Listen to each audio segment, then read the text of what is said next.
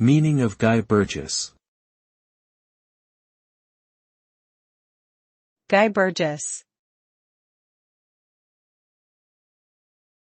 Guy Burgess. Guy Burgess. Guy Burgess. Guy Burgess was a British intelligence officer and spy who worked for the Soviet Union during the Cold War. He was one of the infamous Cambridge Five, a group of spies trained at Cambridge University who were recruited by the Soviet Union.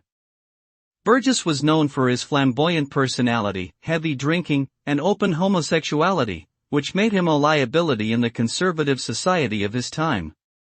He passed classified information to the Soviets while working for MI6 and later defected to the Soviet Union in 1951, where he lived until his death in 1963.